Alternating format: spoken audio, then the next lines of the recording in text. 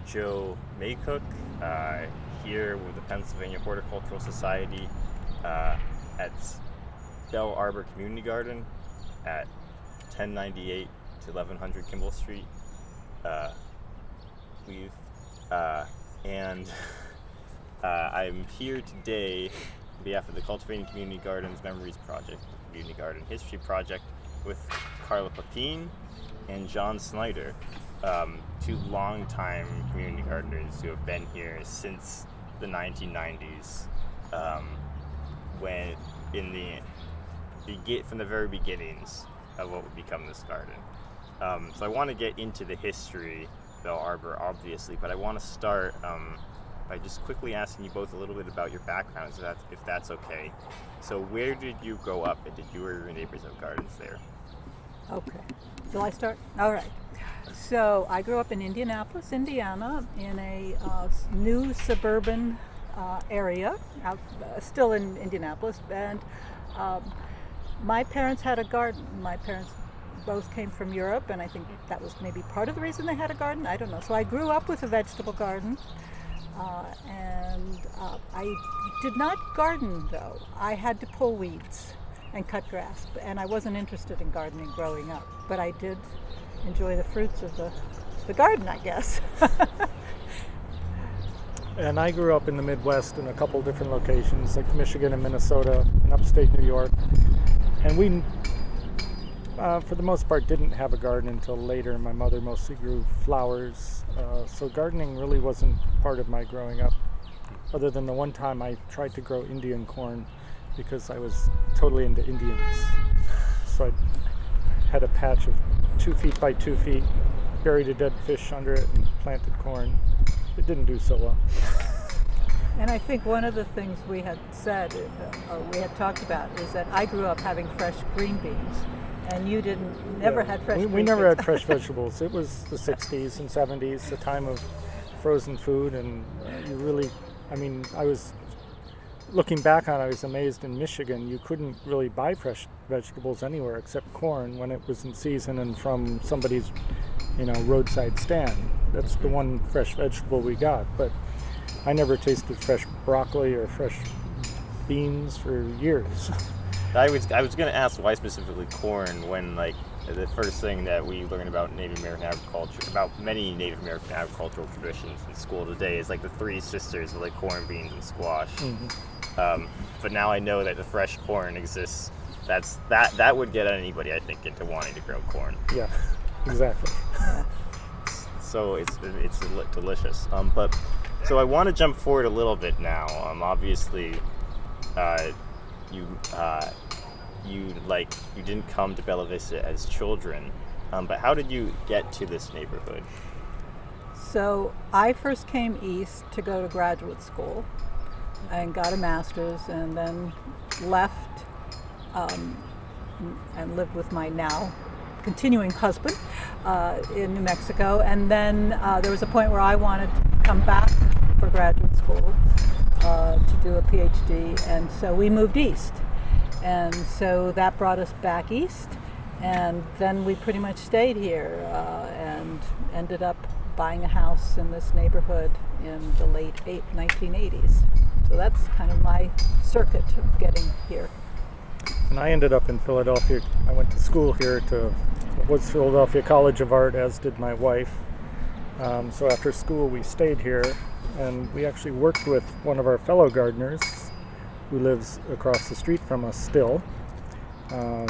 She was probably the second youngsters who moved onto the block, and she alerted us to a house for sale across the street from her, and somehow we managed to get it. And that was in 1989.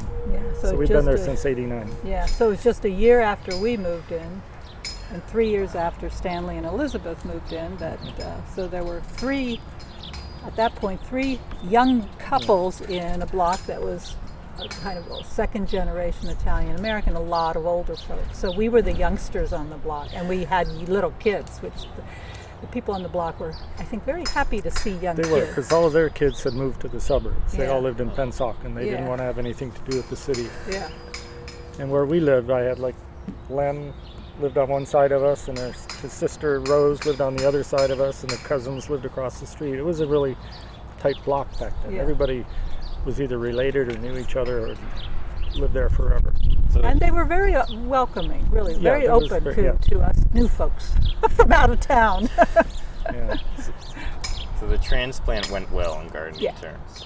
Well, But- in moving terms, yeah. Yeah, we we took didn't to have the the soil. garden yet. Yeah. yeah. Right. You didn't have a garden yet, and that's Yeah. what I wanted to ask about next. So how did you get him?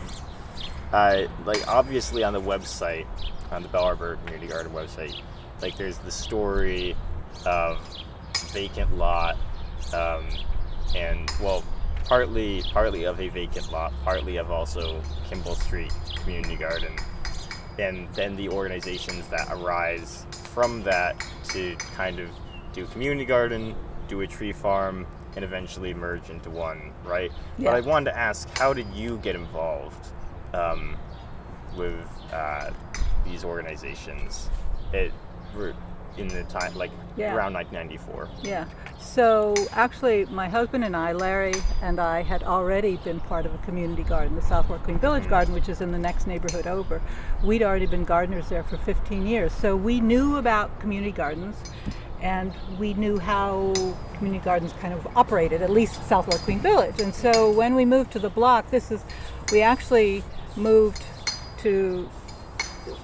from one end of the block to the other end of the block in 1995, and that was like a year after a major fire took down the giant warehouse that stretched all along Washington Avenue.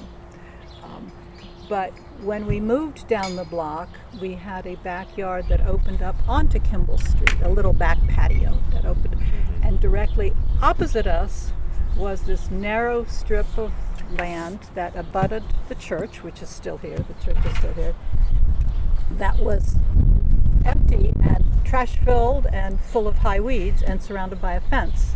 And so we saw that, and Larry and I both knew about community gardens, so we kind of started asking people we knew, like John Yeah. and Alice and like Stanley and Elizabeth, hey, are you interested in doing a community garden? And I don't know what you remember from that time. Well, it was a mess of a plot. Remember, it was, people came back here and pooped, basically. It was messy, smelly, awful. So what you saw on the abandoned lot was like poop, and what you smelled was poop. Okay. And high weeds and some And trash trash, and some yeah. debris. Yeah. It was definitely not taken care of. Yeah. We should also backtrack a little bit. In that period from when we moved in and before the garden, we all had little kids, and there really was nowhere for them to play. They would play on our sidewalk because even the corner park was not very nice back then. There were broken glass. And, But we'd already formed the park group in Right. 1990. So the same group of us had formed a Friends of the Park group to clean up the park, which is right there at 10th and Carpenter, because we wanted a place for our kids to play. Yeah. But that's another story. So. And then it was great when we started working on the community garden here because, like, my boys had somewhere to dig holes, which is what Yeah. boys want to do. Yeah. They had a great time getting dirty back here. Yeah. And so what we did, because this strip of land was enclosed by a fence, we thought it belonged to the church. So we went to the church elders and we kind of threw out this idea to them about creating a community garden there, and they were all for it because their numbers, their members had diminished substantially. They didn't have the means or the wherewithal to take care of the strip, and they said, "Yeah, that's fine." And I think we apparently came up with like a 5-year agreement that we could use it for 5 years. And so that's how the Kimball Street Community Garden started. So we were just low key. Because Larry and I had been part of Southwark, we kind of knew basics of doing garden rules. So we established just real simple garden rules, and there were 12 of us. We had 12 individual plots, and we essentially asked kind of people we knew, right on the block, and then a little bit around, and we quickly had those 12 people. And then it gets kind of complicated because at the same time, after this enormous factory building had burned down, there was this huge empty lot. And that was the height of short dumping. And I think short dumping still exists, where literally after the lot was cleared, all of a sudden there's bathtubs and refrigerators and toilets and bags of trash was being thrown in there. So another group of neighbors, also neighbors who lived on Long 10th Street and across from the lot, and Larry was one of those key people starting up. We started to organize cleanups all around the periphery. And you quickly kind of realize, well, we could be doing this forever. And the owner, of course, was out of, was like, it's an empty lot. What do I'm not going to do anything. And at that point, and this is right around 95, so it's all kind of happening. We've got this little garden group here. Larry calls up Philadelphia Green, the Pennsylvania Hort Society's Philadelphia Green program, and says, what could we do with this huge empty lot? And at that point, Philadelphia Green, from recollection from notes, they said, well, we can't really fund a community garden, but we do have this funding to stabilize vacant lots, and we can plant trees there if you can get the owner's permission. So at that point, this small group of people came together and said, okay, do we want to go for this? And it so happened that one of those people knew the owner directly. So, and he lived, that was Jerry Levine, and he lived on Kimball Street. And he said, I'll contact the owner. And the owner got back to Jerry and said, yeah, I'm willing to do that, but I'm not dealing with a bunch of neighbors. You've got to form a group. Well, I'm not. And that's how Bell Arbor came to be. So Larry's an attorney, so he said, okay, I'll do the incorporation papers, so we're an official group. So that's how Bell Arbor became a legal entity. And at that point, the owner said, okay, I'll give you permission to do this. And so then that gave Philadelphia Green the opportunity and the ability to go on the land.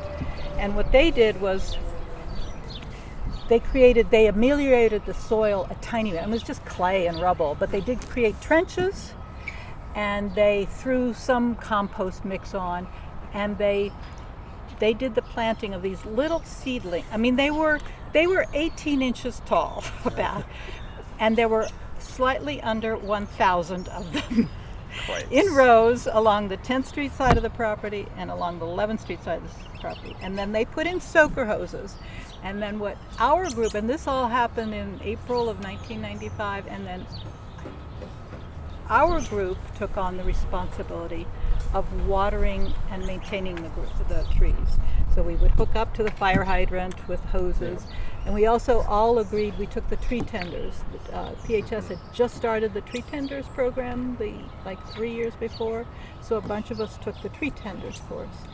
And so then we were off with the tree farm, kind of these total neophytes, not knowing what we're doing, but we're out there whacking away at the weeds, and I don't know what. But it was wonderful to see a forest in the city, and the plot, dog legs around the church, so it included the plot that's now the garden. No, that wasn't. Eventually. Eventually, Yeah. That was just over there.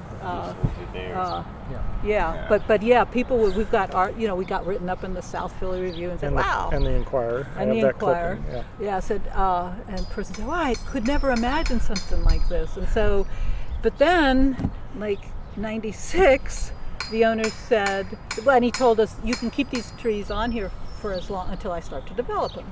So then in 96, he contacts us and says, "Okay, I'm developing the west side, the CV, where there used to be a CVS. So you've got to move all those trees." So we moved trees from that side over to the 10th Street side, and then by 97, these little tiny baby trees were now 4 feet tall, and we had to move some of them on. So we started organizing these digging up days, and we offered them to bag and ball, any community groups in the city. And so we had groups from all over coming, and we were digging up trees out the wazoo. And that's before the bare root planting came about. So we were digging up root balls and balling and burlapping them. Several hundred pounds of Yeah. each Yeah. balling and burlapping. That was a lot of work. Yeah, it was a lot of work. Just because you didn't have the technology for bare root at the time? Mhm. And also, I don't think we would have had the capability to, because with bare root, you dip them in there, and then you have to move them out quickly. Yeah. And we were Yeah. we were amateurs.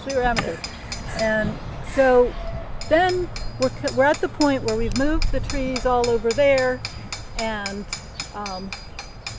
in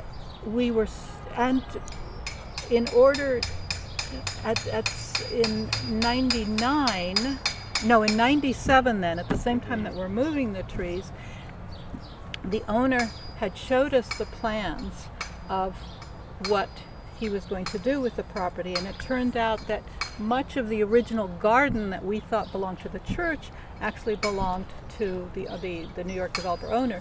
And then he had laid out this entire back portion as a typical suburban parking lot for the future CVS. Yeah, and dumpsters. And that's when we kind of organized 3 different groups, because one of the gardeners was an attorney, so Tim took on the role of representing the Kimball Street Community Gardeners. And Larry, my husband, is an attorney, so he took on representing the people along Kimball Street, because they didn't want to look at a giant sidewalk. Mm-hmm. And then Rebecca Williamson, who was then the president of Bell Arbor, she represented Bell Arbor. And then we also engaged the church, the Reverend who was there, Reverend Giddings. We were on good terms with him, and we engaged our Councilman Chico. So we essentially took the plans that the owner presented to us and said, okay, so here's this, and here's what I'm going to build here. And Rebecca, who was an architect, and her husband drew up alternate plans and suggested to him, you don't need a big suburban parking lot. You could have a little strip of parking lot, and you could give Bell Arbor this back portion to continue to be a tree farm. And it took over a year of negotiations, which Larry and Rebecca and Tim all led. And at the end of that year, like in 1997, or somewhere in 97, the owner said, okay, I'm willing to I'll revise my plans, and I'll give you this back portion for 5 years.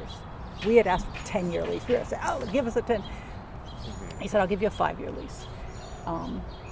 And at that point then, we turned to Neighborhood Gardens Association, now the Neighborhood Gardens Trust, and we said, could you hold the lease for us for the 5 years? And they said, yeah, we can hold the lease. It'll be a year-to-year lease from us for gardening, and that's good. And so 1997, now we have a lease for 5 years, and we're incredibly excited. And that's when we start to move over here, and the trees. We basically moved trees. It was rows of trees here. There were no garden plots really. There were 2 rows of trees, because those were the trees that we were going to raise to street tree size to plant in our neighborhood. Yes. But then we also, once we got that 5-year lease, that's when we said, oh, okay. There was a debate within the Bell Arbor group of should we continue to grow trees, what should we do? Mm-hmm. And we weren't quite sure, so we had the 2 rows of trees, and that's when we said, okay, let's have a wildflower meadow, and a wild grasses meadow. And then Carl Hafner, who was our PHS liaison at the time, he said, look, you could transplant some of the trees and create a screen against what's going to be this asphalt stuff over here. And so Carl was the one who suggested that we create the little berm and then plant trees from the tree farm to be permanently here. So that's why we have that row of trees there. On the south the south side. And also to be mentioned that this was mostly paved concrete at the time. And PHS came. It was Thailand. We got Thailand, who was the owner, to get the concrete off, to take this, because there had been a building back here too. So. And the building here was the shop where they maintained and recharged the electric trucks that were for the publishing company across 11th Street. So it was pretty thick concrete. It had to be, pretty sturdy, and it took a while to get out. And then it was a PHS who brought in soil. PHS brought in some soil, but there were also, when I look back at the pictures, there was so much debris that they had moved over here, that over here was just real debris and clay. And when you dig in the meadow, even now, it's just 1 inch and you're at the brick rubble and stuff. So there we are, but we're now in a good position. So we also decided, hey, we had a very small waiting list at the time, and maybe we didn't even have a waiting list. No, it was 1998. We didn't. So we said, let's expand, and so we added 4 more plots, individual garden plots, and what we called an experimental plot, where we could try things, different things, and so now we have trees to grow as street trees. We have permanent trees, we have more plots, and we have a wild grasses meadow. So that's 1997, and so we start to expand our energies there. And then we're also talking internally in Dull Arbor, like, what are we going to do when things, like, should we try to acquire the land permanently? Can we do that? Is that possible? So then in June and at some point we asked the developer if he would be willing to donate, and he said, no, I'm not interested. But then in June of 1999, by that time I was heading up at the Bell Arbor group, and we talked amongst Bell Arbor, and the group said, okay, go ahead, write a letter and ask him to donate the property. And so I did that in June of 1999. And in July of 1999, got the letter back saying, thanks but no thanks. When your 5-year term is up, lease, I plan on developing it for townhomes, which he had the absolute right to do. So there were a couple of months we were just like, okay, what can we do? How much money? We contacted a friend of ours who was a realtor. Let's see, it'd be $20,000 a plot. Let's see, how $140,000, how do we get it? We don't have no money. So we're spinning our wheels. We're kind of talking to our council person. Anyway, late November of 1999, he contacts Neighborhood Gardens Trust and he says, I'm going to donate the land. So we were so lucky. It was a tax write-off for him. It was on the cusp of the big real estate boom. Because if it had been delayed any more, that's when, if you look at real estate valuations, right about then it went like that. They were flat. Yeah. And I really, personally, I think that 6 months later, things were shooting up. He wouldn't have donated. Yeah. But we were lucky. We were just we got in under the wire, for sure. Yeah. And then NGT had an emergency meeting and said, we'll accept it into the trust. And so then Larry worked out the agreement and did the work, helped to bring the property in, and worked with NGT. So we were just so lucky. So that's the story of the 3 entities. And also at some point, I forget exactly when, the land behind the church, they used to have a house back there facing 10th Street. It was the rector's house, And we approached the church about using that land too, and they let us use a portion of the land behind there. And then when they tore down the rector's house, that whole lot back there was open, and we had, I don't know how many more plots back there. We had about 5 or 6. We did. We asked permission to extend around, and they said yes. And then there was a point where they said they had a gardening group that wanted to garden. And that was the point. That's a little bit further on because we already had this land. They said they wanted that portion back. And so what we did, which was like 2003, I think, we took the meadow and divided it in half and moved the folks who were over there around the church, 5 plots, and created 5 more plots so to incorporate them.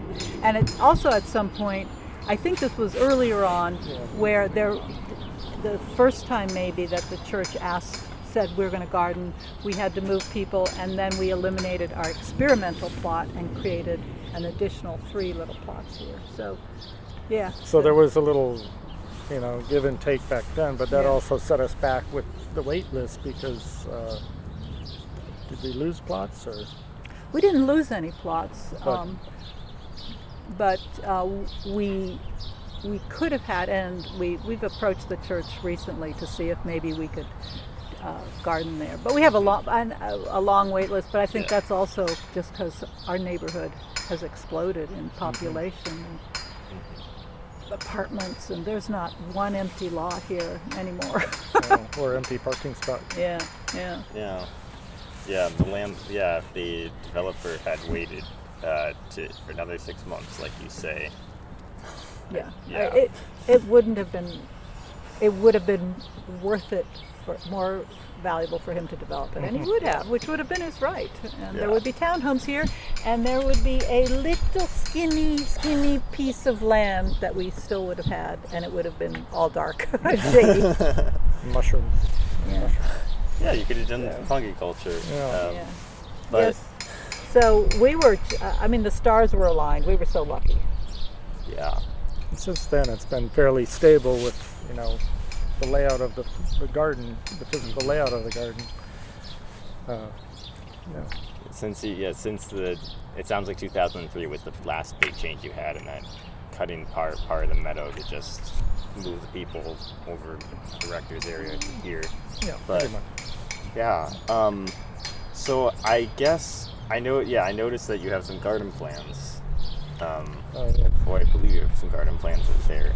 Yeah. So I wanted to ask if you could talk a little bit about those, because you mentioned the different planning stages of developing the tree farm, and then from there, the plots.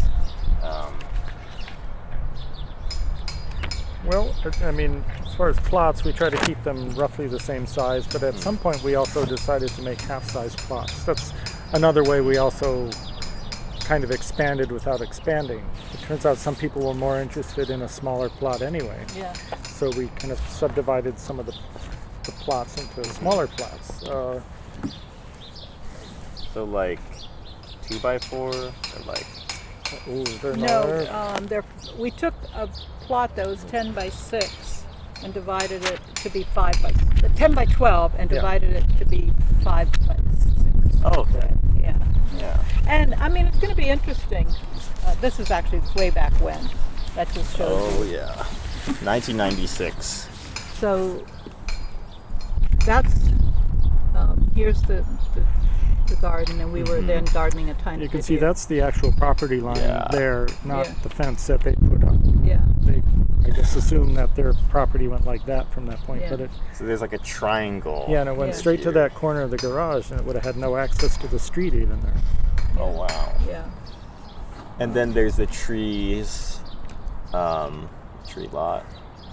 So, so this is his original proposal. So there's the and that's that building there. So this would have been the parking lot, and so this is what Rebecca and Dan came up with. So from this, and then incorporating all the way over here.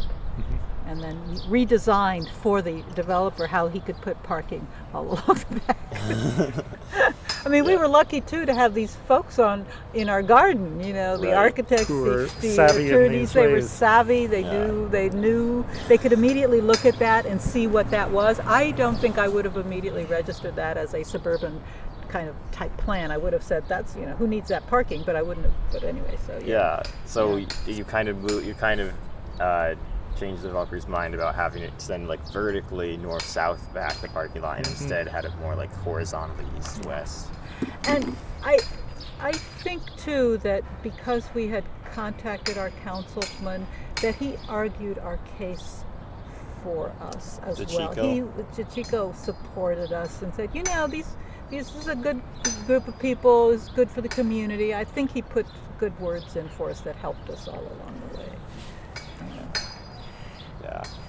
And so this is the 1997 Yeah. plan. That's 96. Yeah, 97. Because this was before. Then he had only decided he was going to build there, and then he built that thing there.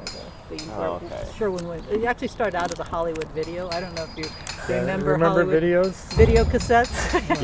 Yes, I do. Yes. Yeah. VCR. Yeah. VHS. Yeah. Wow, that's interesting. Yeah, it's kind of wild. So we're lucky in that way. This has really been a history, not just of the garden, but also of 1990s technology. Yeah. What with the electric trucks and short dumping and Yeah. See, here's what it looked like starting out. That's what. oh wow. So yeah, I can see like that looks like the back of a like Some kind of refrigerator. yeah, refrigerator, everything. and then this big paper-looking bags, or Well, that Yeah, would those probably were one of the- the trash bags we filled up. Yeah. wow. Yeah. And then the tall, very tall weeds. Yeah. 4 feet, So- 5 feet. Yeah, wow. Carla, we got to digitize all this stuff. I know. I'm working You on a give it to me timeline. and I'll do that. Yeah, I'm not ready. Well, that Yeah. leads me into another question. Actually, I mean, I'm happy to look at more pictures, but No. okay. Go ahead. Well, yeah, you both clearly as you were just talking about digitization, I wanted to ask, how did you come to play your different technological roles in the organization? Where Carla, is a It's the paper person. yeah, Carla paper, is- record keeper. Carla is the queen of the garden, really. I'm not the queen, but I'm the paper but person. but since Carla and Larry had a background with the other community garden, it was so helpful to get their perspective when we started our garden, because they knew what worked and what didn't work in the other garden and kind of applied it to how we were going to set up this garden, and also with the bylaws, things like that, and kind of the expectation levels of the gardeners themselves. But Carla's also very talented with being very organized and can deal with people, all sorts of different people, and has a real talent for that. So that Well, thanks, John. it's true. It's not everybody can do that, because when you're in a group of people, there's all sorts of personalities to deal with, and and Carla has a real talent for keeping everybody pointed in the right direction. Yeah, most of the time, I think. Yeah. So. Well, I mean, you had to work with different lawyers, different architects, Right. PHS, and and you interface directly with the developer.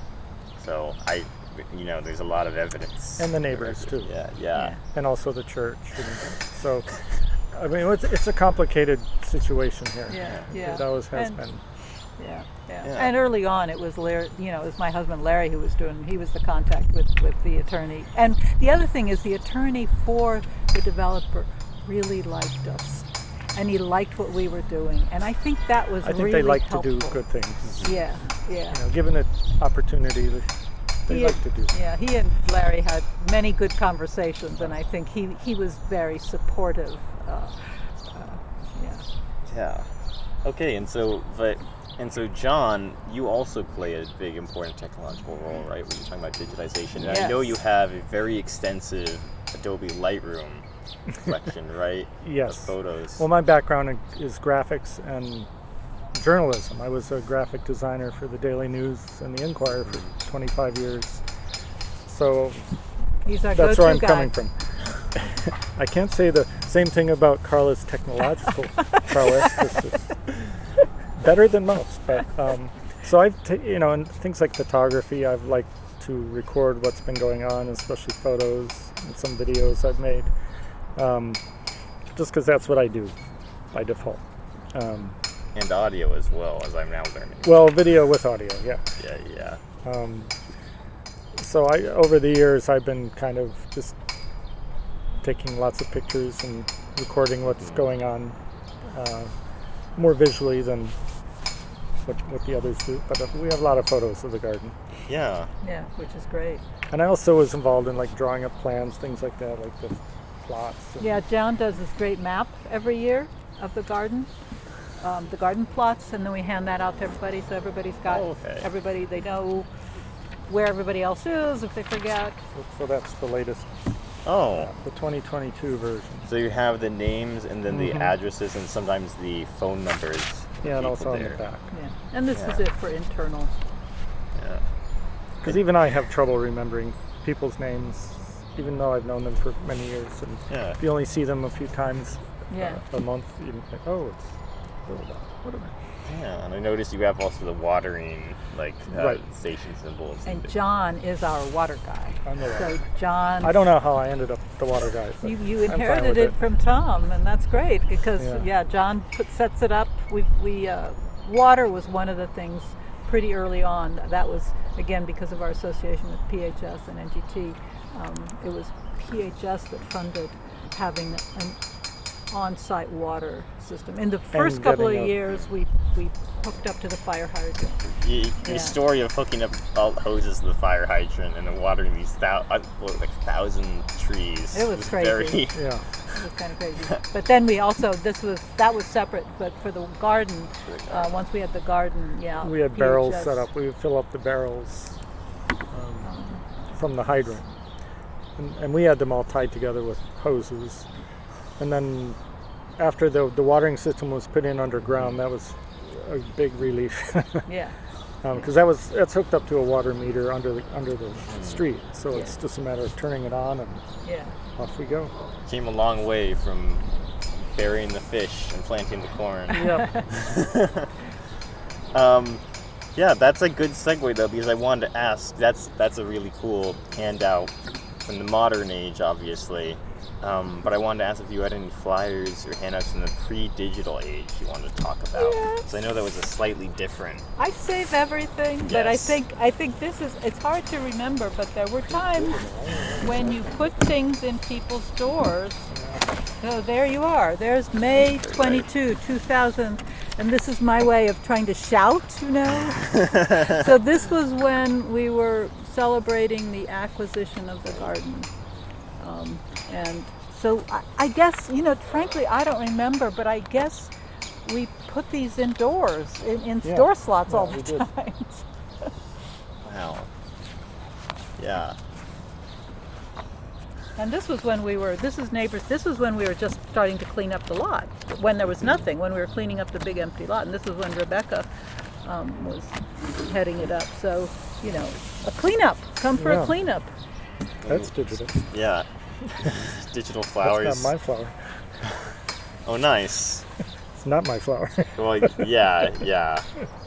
You'll have to look elsewhere for a for a portfolio image. Yes. And Yeah. but there's Rebecca writing, since we last talked, the owner of the vacant lot, and we're currently in contact with his attorneys in Philadelphia. The owner has agreed to allow the community to beautify the lot by planting small trees. So that was for the Pell Arbor. Right. project. So Yeah. was Reverend? Is that the Reverend you were talking about? Right. Bob LaForce. Okay. He's long gone. Yeah. And he was not the one we worked with. It was because he left, and then there was a Reverend Giddings, and he was real supportive. He was here just for a couple Right. of years. Yeah, you mentioned unfortunately. Reverend Giddings, but I also wanted to ask. I saw Eileen Gallagher's name, Oh yeah. the designation of Eileen Keystone was Garden. involved. So when we started the tree farm, we worked with Carl Hafner, who was a landscape architect. When he left, Eileen stepped into his role, and she was also then starting to head up all the garden work for PHS, and that's when we first started working intensely with Eileen. And so, and that was great. Yeah. Do you have any recollections, particular? Or I have interviewed her. Yeah, I know Eileen from way back. Yeah, no, she is a walking encyclopedia. I mean, she knew every garden. She knew kind of the people. She knew the dynamics of the gardens, and she was just she was so proactive for you. If you said, we're having problems with this, or, hey, what can we do about this? She was like, oh, okay, let me see what I can do. I mean, she was always that way. Yeah. I miss her. Yeah. She's a good, It's a good garden help. I think that you've kind of answered. Well, you've talked a little. At what point did you start getting involved in creating the handouts, John? Oh, it was early on. And I also have done the website. Yeah. which is kind of Yeah. fallen by the wayside just because everybody mostly uses Facebook now. Yeah. And the website is in bad need of updating, but it serves as kind of like the welcome, portal for people who are interested. I think we still have a sign up there that says go to our website for information. It has the history and the basic information. Still on still linked to on NGT. Yep, it's still linked to an NGT, and someday I'll rebuild it. Yeah, what was the process like of building the website and of, Mostly throwing it together with what I had at the time and the knowledge I had at the time, because I'm not a web designer by trade, but eventually we had to deal with web stuff at work, and I started picking up how to do it, so I just dove in and did it. was the Inquirer? Yeah, at that time it was the Daily News. Okay. I actually worked on setting up the Daily News' website when we went digital, mostly the design part, not the nuts and bolts. So it was kind of a good way for me to practice off hours and see what I could do. And So in here's the that way, website. our website is kind of an artifact of circa, 19 or 2000, maybe? Oh, Maybe? Yeah, well, most websites are, honestly. Nobody updates every year. No. But you did do that cool video that I wish, if you could find that, about the connection with Charlotte. I have it somewhere. That was, I don't know if this is a good point to bring it up, but there's one very cool thing that we found out, that this space has good karma from way back. Good karma. Yeah. So when we established the tree farm, and I don't know that I have to ask if there's any other group that established a volunteer tree farm the way we did. I don't know. But in any case, there was a little article in Green Scene in the PHS magazine, and I was contacted by a woman named Charlotte Stokes. And Charlotte Stokes called me up and said, my great grandfather was one of the founding members of the Pennsylvania Horticultural Society in the 18th century, and his name was Alexander Parker. And she invited me up to her house and shared with me all of the records that she had acquired. And in doing so, she told me that Parker had a botanical garden, and it was called sometimes Parker's Botanical Garden, sometimes the Moya Mensing Botanical Garden, but it literally was somewhere in the vicinity of 10th and Washington Streets, and it might have stretched up here. But in any case, it's very, very close. Yeah. And when I met her, and we just had this delightful time, and I said, it's good karma. We're bringing the green back to this corner of asphalt South Philly. So it was cool. Right. With plants that you could have only maybe ever dreamed of. Yeah. That's a photo of her, and she took a drawing that was in Alexander Parker's journal and made a needlepoint crewel work because he grew topiaries, and he also grew grapevine, and John has a grapevine here, so we feel we are carrying on the tradition. Yeah, I would love to look at the grapevine soon, but before we get to that, I wanted to ask you just a couple more questions about the archiving of Bell Arbor, because it really is really cool to be as someone who's been working with a lot of different community gardens, that you both have been so deeply involved with collecting and preserving history. Well, I'm kind of like Carla. I save everything too. Digitally, as opposed to me. Mostly digitally, but I have piles of stuff. There's just interesting. And there's the pleasure. And also, I don't know why, but the sense of, this is one moment in time, and how am I going to remember it? I save that piece of paper. I save those minutes, that flyer. Right. Yeah. So you save as much as you can, and you tuck it away in Adobe Lightroom for you, or largely speaking. or Yeah, but pre-2000, and I still have just lots of prints, right? Yeah. which I'll scan someday. For anybody listening, both Carla and John have a lot of papers on the table right now. In either in John's case, in a clipboard. I blanked on the name. Thank you. And then Carla has 2 massive binders. I also have a lot of manila folders dated by year. You're more organized than I am. So I've got 25 years of folders. And I have my Wow. Lightroom library right here on my Right, phone, right. so I can pull up pictures if we need them. Yeah. Well, mostly for the park, though. We also have a parallel life with the park group, so Right. I also have lots of stuff for the park, too. Yeah. Right. And what's the name of the park? Bardacino Park. Yes. Yeah. I've been there. It's quite nice. I was there like a year ago, so I don't, so I can't speak to it. I can't speak to it as much this year, obviously, but it's been nice. It's nice to get out in this corner of the city. And if I can just add, really, this wouldn't have been possible without PHS's help in the beginning and without NGT being there, because when that point came, when I wrote to the owner to ask him to preserve it, I reminded him about Neighborhood Gardens Trust, which preserves community gardens, and if that didn't exist, we couldn't have pulled this off. Yeah. So, yeah, we're just so lucky and so grateful that we Yeah. have both PHS supporting community gardens after they've been established, or when they're being established, and then NGT preserving them. Right. 'Cause And apropos to everything, I have to show you this. That's my wife. And just this morning, she donated, she's an artist, and she donated a print book that she made of our garden to the wow. PHS library. That's so colorful. It's beautiful. It was something she did during COVID. That's really part of the history of the garden right now is COVID. It was such a Disruptive.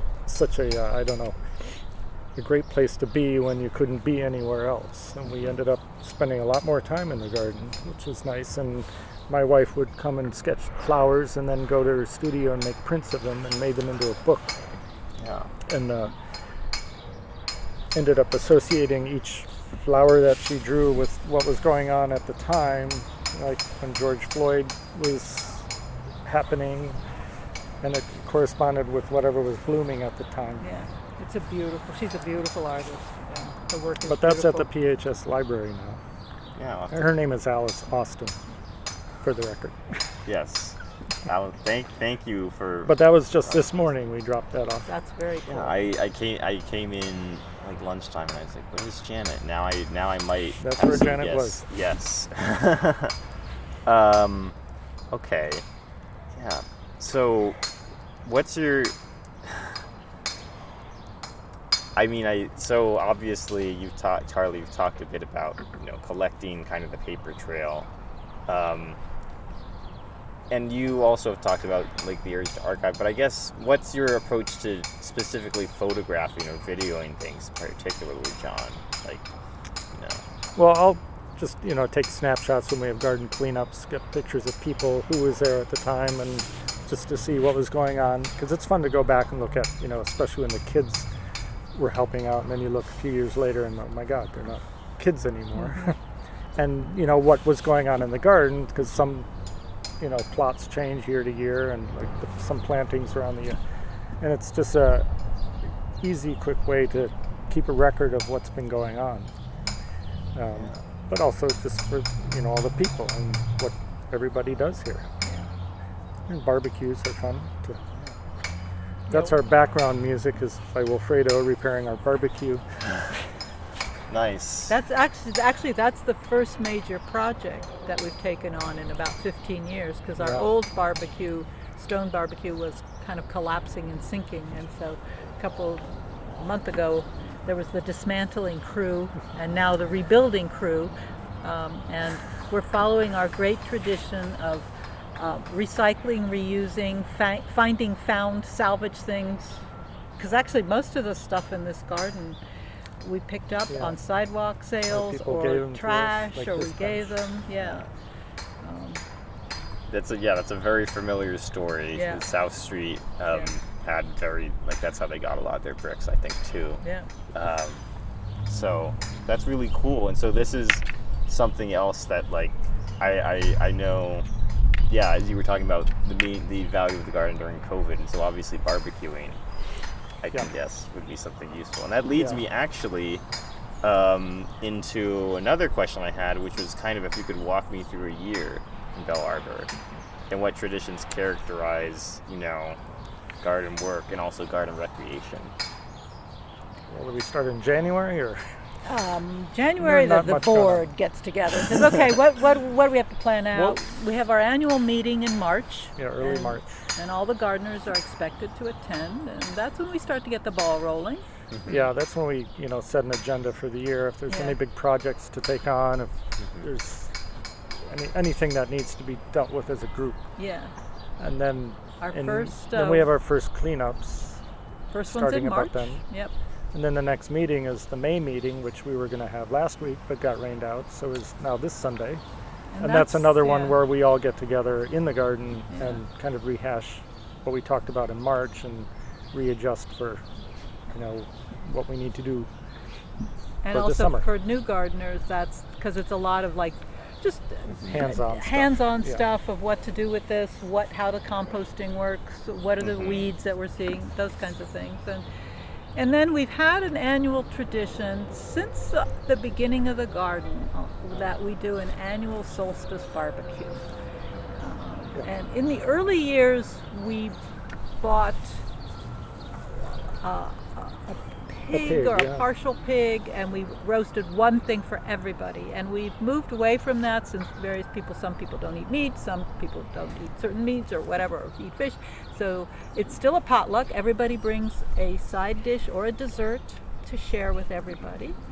And then everybody brings whatever they want to grill. And so the pressure's on for the barbecue rebuilding committee to get it ready for the solstice at least. Yeah, and there's certain things that you anticipate. That somebody's made the last year, for several years, we had a gardener who made an incredible coconut cake, and when he brought that in, everybody was salivating, or some of us like to make pies. And Jung used to bring us huge tray of Vietnamese spring rolls. Yeah, in the early years. This big. Yeah. And it's fun. Yeah. It's always a fun thing. Yeah, coconut cakes and spring rolls really feel like a summer. And barbecue. And then for the rest of the summer, people just have impromptu barbecues when the weather's good, and people have their birthday parties, kids' birthday parties. Just last night, Carrie was here with the PTA from Nebinger School. They had their meeting out here. Yeah. So things definitely happen here in the summer more. And because most of us have tiny backyards, sometimes people just come over with, takeout or just have a dinner and not barbecue, but just eat here. And so it's, Or just drink beer. Yeah. Well, it has calories. Yeah. Nutrition. Yes. And then when fall rolls around, then we start with the leaves. Yeah. I guess because we do cleanups in the park, and we sweep up leaves from the park and shred and mulch them and use them for our compost over here. We shred, I don't know, maybe 20 bags of 20 leaves. bags, yeah. And use it for mostly the rotating compost, because it's really good at breaking down compost. And when we're composting over the winter, it slows down a lot during the winter. So having shredded leaves in there really helps it out, speeds it up. And we also use it all around here. Yeah. So that's a big thing. And then we also, I forgot, in the spring we set up the water system, which is just a matter of bringing out the hoses and putting the valves back in, because they have to be taken out because they're above ground. They'll freeze and burst. And then the reverse is done in the fall. And then John is definitely our water guy. Yes. It's not complicated, Carla. Yeah, Anybody could do it. But just as you said, but you do it. You've do. taken it on and you get it done Yes. in a very timely fashion. It's critical. And then we also have our regular cleanups all through, well, when do we Yeah. stop them? October? October, maybe? yeah. So we have 8 cleanups, and gardeners are expected to participate in 4 out of the 8. And in the Yeah. winter, if it snows, this is a prime place to make snowmen because you have all this pristine snow down here. Yeah. And we also come out in the winter. You know, it's not Yeah. cold all the time, Yeah. and we build little fires and Yeah. sit around the fire. Oh yeah, last winter was very warm at many points. I felt like just all through November, honestly. Yeah. But yeah. Okay. I think it's very fitting that you were just talking about compost because I was going to ask if you could give me a quick tour of the garden, if that's cool, so I can see, you know, important sites like the compost and also your plots, as well as, you know, anything else. Well, if you start Sure. at the entrance there, Mhm. we can do this from here, right? Yeah, we could do this from here. The gates there, they were from somebody's backyard parking area on just off of Pine Street over by 15th. Yeah. That was something I think They were Elizabeth had something yeah. to do with Elizabeth and we, because Elizabeth it was in the saw building them. that we worked in. Yeah, and they were going to replace these gates with a roll top gate for their car.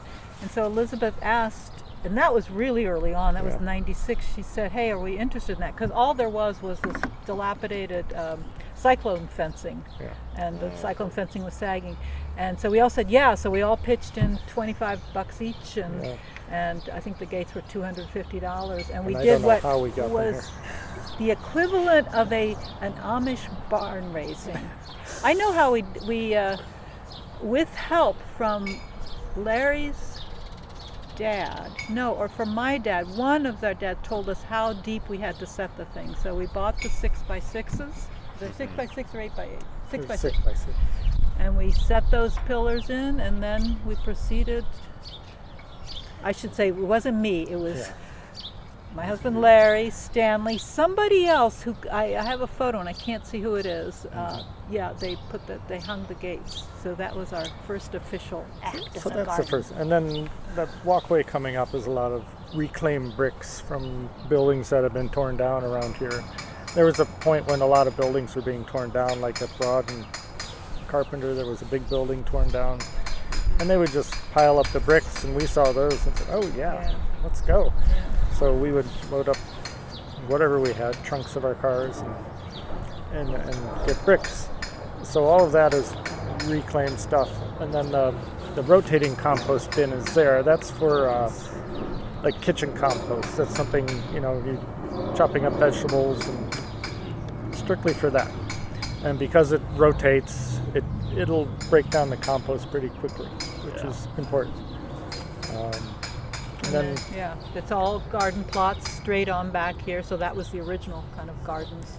The original down kind of this garden way. was kind of south from the entrance Yeah. in the northeast. And that there's was- still the fence posts here from where the cyclone fence was. Yeah. That Oh, was what they thought was the property line. Right here. So Wow. And the actual property line was the corner of the garage, going straight back to the corner back there. So, big And- difference. yeah, and then we have 3 composts. We have the spinning compost. This is the double compost bin, and that one is for plant matter from your garden plots, and small amounts of whatever that you're weeding, whatever. And we ask that folks cut those up into smaller chunks because we try to turn that periodically, and then we sift it to get the compost. And then way back there, you can't see it, it's next to the shed on the left-hand side, is our more brushy compost pile. And The we just let woody that stuff. woody stuff, we just let that sit, and every 3 years or so, we dig it out. And then get the compost from underneath. It's just, Yeah. Because of all the trees in here, we do a lot of, trimming. There's a lot of woody stuff, and a Yeah. lot of things from the park end up over here too. yeah. So it's a big pile. I And then we have our suppose- yeah, shed. go ahead. When did we put the shed up? That was Well, the shed, that was with the managers, when the CVS went in, the managers as a kind of a nice gift, gave us $2,300, a grant, and we bought the shed with that. And we bought the fixings of it. And then one of our gardeners, who unfortunately is no longer with us, he did the foundation, and then we constructed the shed. It was a store-bought Home Depot or Lowe's shed. And then to the left is a little play set that was from the Please Touch Museum, because the same person Carla was talking about worked there. He set up exhibits, and this was left over from one of their exhibits. They had some kind of thing the kids could play on. Yeah, he was saved actually that the head carpenter. Yeah. So like the western corner of the garden is like largely due to, well, at least the shed. And that, I don't know if you can see that blue metal construction. Yeah. That was for some kind of exhibit at the Please Touch Museum that they were just going to get rid of. So Tom couldn't stand to throw anything out, so we brought it here, and we actually set it up different places in the garden. Maybe it should go here, and it ends up down back there. So it's called it's a city skyline. Yeah. And we actually have in the garden, there's 2 giant granite slabs, and Tom managed to hoist them into his blue truck and get them here. Again, he came out of the back of the old Please Touch Museum. I think it used to be on 20th Street, and he saw these workers digging them up, and he couldn't stand the idea of their being discarded, so he got them here, and they will be here in perpetuity. They are enormous. No one else is going to move them. Wow. They're now benches in the garden. Yeah, so most of the stuff here is found, excavated, trash picked, repurposed, upcycled, whatever you want to call it. Yes. Yeah. Wow. Other than like the fence, the fence was something, again, that was NTT. The nice fence was something. Well, the one thing I think we bought things were for this pergola, where we needed to, get this actual stuff. Yeah, we couldn't buy salvage wood for it. Yeah. But we built it. And again, I say we, it wasn't me, it was a crew. John was part of that crew. Yeah. And then also the fence. When was the fence put up? That was another thing from PHS, I believe, right? NGT. Or NGT funded the fence. The fence was a big plus. Yeah, because we just had this sagging cyclone fence all around. Yeah. So I think we also already mentioned the berm, which is that raised area, and those are the trees on the berm are, for the most part, trees from the original tree farm. So they form a beautiful screen from all the asphalt and the noise, a little bit of the noise of Washington Avenue. And then in the middle is the wildflower, wild grasses meadow, and then 5 more plots. And we also, instead of continuing to plant street trees, because we kind of realized at a certain point, it wasn't just that we didn't have the knowledge, but it took a lot of time and energy. So we decided to create an orchard, a mini orchard, where the street trees had been growing. And then further down, there's 2 trees that we planted 2 river birches, and then the horse chestnut is also from the tree farm. So we could also point out one of the kind of, I guess, theories or what our garden wanted to achieve was something that other gardens didn't have, which was wall-to-wall plots with no open area. Because you found in your experience with your previous garden that it was just all plots and there was nowhere for anybody to gather, and it made it much more complicated. And since this was kind of preserved as an open area as the tree farm, we decided to try to keep some of it open and not try to just cram as many plots in. Yeah. Hence the area here with the pergola where we were sitting, and then the table, some chairs. Yeah. Okay. And it also gives a habitat to creatures other than humans. We have a lot of animals. Yeah, we have snakes now, garden snakes, and we get in fall and spring we get the passing birds that are migrating. Sometimes we'll get a handful that will spend a few days here. So, and we do live in a part of the city that's lacking in trees. So having a a confluence of a few more trees, I think, is really important. We've also seen opossums and raccoons in here, and rats, of course, and mice.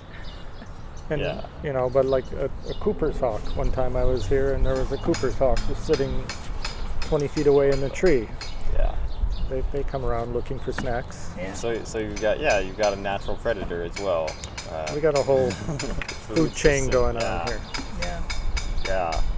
But Wow. I think that's partially because we decided to keep trees and, not, so intensely cultivate everything. Mm-hmm. No, not wall-to-wall plots, but a mix of trees, plots, and open space. Right. Yeah. Wow. But that said, what are you two cultivating? You mentioned a grapevine. That's mine. Yeah. My wife plants the rest of the plot. Her hobby is to move plants around, but mostly tomatoes. Even though you can get tomatoes, you can't beat your own tomatoes. And Yeah. beans and some flowers too. Peonies, like the peonies. I'm the same. And The salad stuff. tomatoes are high up. Tomatoes, herbs, basil, depending yeah, on the herbs. year and the space. Zucchini, maybe a zucchini plant, maybe beans. Always some Swiss chard. I always plant Swiss chard. So, Yeah. and then some lettuces. Yeah. I love Swiss chard. It's so easy. Yeah. I feel like. But okay. Well, thank you. I think that was a really informative kind of tour just from the pergola of the garden, from north to south and east to west. But I think at this point I want to conclude with kind of a reflective question. And so it's now been more than 20 years since Bell Arbor Community Garden officially formed from the organization as an organization in 2001, I believe, right? Yeah, we merged in 2000. Right. The garden actually goes back to 1995. Right. So we're actually When it was 25 Kimball years Street. old, 27 years old. 27. Yes. Yeah. Already been 25. Yeah. And so you're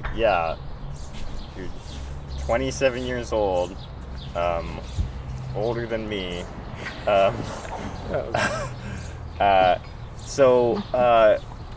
And you've obviously in this time period maintained like both these really rich history-keeping traditions and also through all the chaos of development and inspiration. Oh yeah, it's a bug. It's a baby I lantern just fly. squashed a baby lanternfly here in May. Here we go again. Oh man. We may have to leave you right now to go on a lanternfly mission. Okay. We're joking.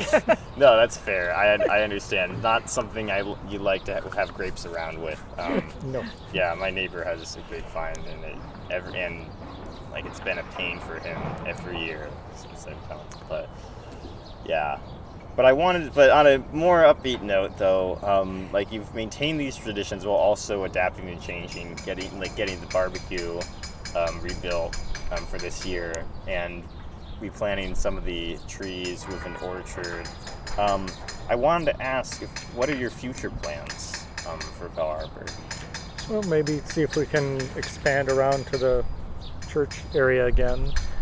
But we also have one big concern is that now that there's no CVS here and there's only one viable building here, we're afraid the developer is going to come in, flatten it, and put a huge apartment building there, which would really alter the feel of the garden because it would block out a lot of the light, and we'd have hundreds or thousands of people staring down at us.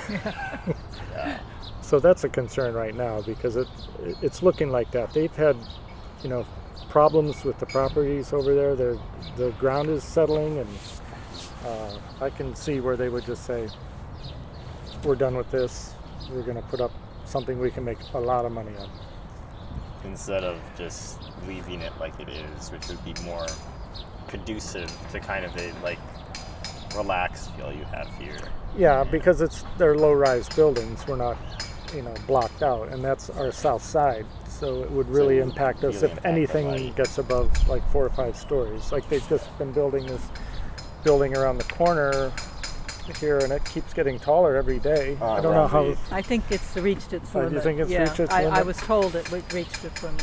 So Yeah. the building Yeah. on the southeast corner has reached its limit. Yeah. No worries about that, at least. So any any other remaining big properties in this neighborhood are going to get developed like that, and they're going to be high rises. Yeah. So that's a big concern. But as far as we have to maintain things here. I don't know what the water system should be fine for another 10 years or so before it starts being problematic. I hope it was professionally installed, so it's a good system. Yeah.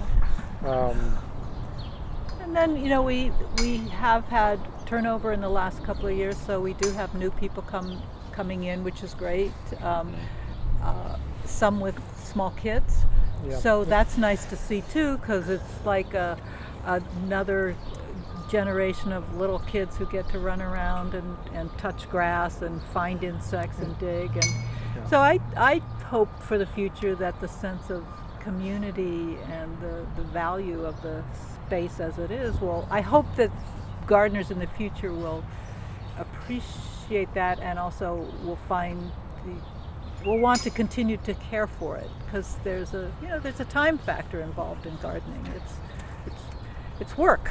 Yes. It's the most pleasurable kind of work, but it's work, and so it seems it's nice. We do have newer gardeners come in who seem to have that same kind of enthusiasm that we had when we started out, and we still have. yeah. We just don't have the same Sure. energy level. We just have to figure out how we can be buried here. Right? Green burials. Yeah. Just throw me in the compost heap. Put some Yeah. dried leaves on top. Yeah. Yeah, you from your time coming here in the late '80s with your own kids, you have now meeting the elders. You have of the neighborhood. You have now become the elders Yeah, of the we are. neighborhood, Yeah. meeting the new people coming in with their kids. Right. Yeah, it's That's true. how it goes. It's true. Circle of life and all. Yes. Well, on that beautiful note, I think I'm going to stop the recording. But I've had a really great time learning about Arbor's history from two of its members who have been here for the past almost 30 years.